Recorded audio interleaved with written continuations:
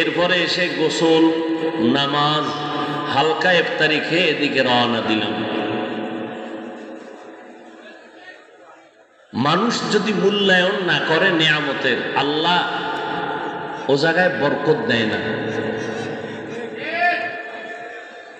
হ্যাঁ, হেদায়েত বড় কঠিন জিনিস। বয়ান অনেকে মনে করি আমরা খুব বড় আলেম, ভালো বয়ান করবে, না, এত সোজা না। ভালো আলোচকও সব জায়গায় ভালো বয়ান করতে পারে না, বয়ান আসে না। তাহলে কারিশমাটা কোথায়? ভলিউমকে বাড়ায় কমায়।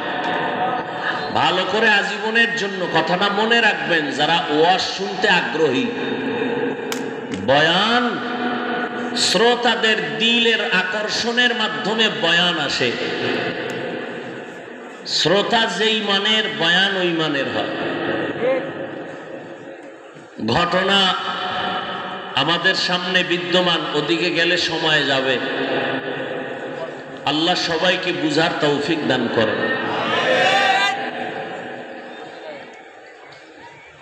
আল্লাহ, এই এখানে ঢুকার থেকে এ পর্যন্ত বয়ান চলতেছে, কথাও বন্ধ নেই। চতুর্পার্শ্ব থেকে শুধু আওয়াজ, সেখানে আরেক বয়ান চলতেছে।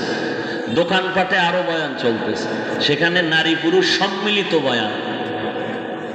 এখানে হচ্ছে নেক আমল, ওখানে হচ্ছে কবিরা গুনাহ, ডাইরেক্ট কবিরা গুনাহ। এটাকে অস্বীকার করার কোনো সুযোগ আছে? সেখানে যুবতী যুবক সব একাকার। আল্লাহ হেদায়েত দান করুন।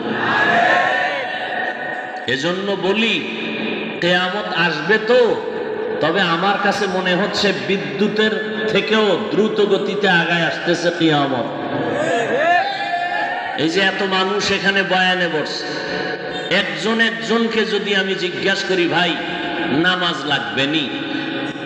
সবাই বলবে লাগবে। যদি বলি কত ওয়াক্ত লাগবে, বলবে 5 ওয়াক্ত। প্রতিদিন না সপ্তাহে একদিন? বলে প্রতিদিন। আচ্ছা, মাঝে মাঝে ছেড়ে দেওয়ার সুযোগ আছে তো? বলে না, কোনো সুযোগ নেই। অথচ এই কথা সবাই বলবে, অথচ এখানে হাজারো পাবলিক ফজর পড়ে নাই, জহুর পড়ে নাই, আসর পড়ে নাই, মাগরিব পড়ে নাই, এসব পড়ে। এরা বয়ান শুনতে আসে নাই, তামাশা দেখতে আসছে। কোন বক্তায় কি কর? বক্তা এভাবে বলতে বলতে একদিন বক্তা বিদায় হবে, তুমিও একদিন বিদায় হয়ে যাবে।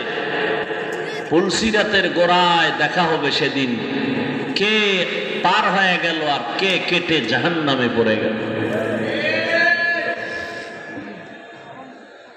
হ্যাঁ, শরীরের মধ্যে আত্মা তো সবার আছে,